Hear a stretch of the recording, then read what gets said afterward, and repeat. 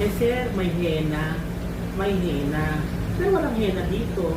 Kaya ang position pa ganyan kapag may henna. Ah, May tattoo. Parang tattoo sa skin. Okay na pag tayo, may ha? tattoo. Kasi pag may henna at may cutics ka pa, ay ewan ko lang, mababato ko sa iyo. Cutics pa naglagay kung may cutics. Tama? Ay. Kaya dapat wala. Kaya kapag ang pasyente nyo ay matatanda, dapat hindi nyo nilalagyan.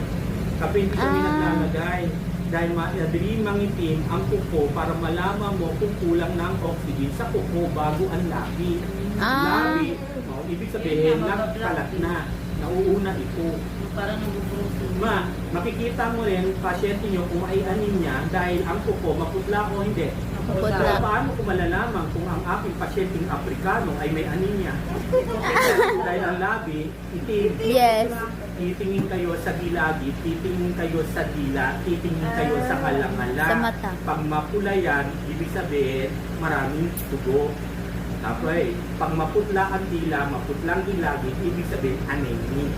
Pero pag purple na ang dila o nangingitim na ang dila, mamamatay na dahil wala ng oxygen.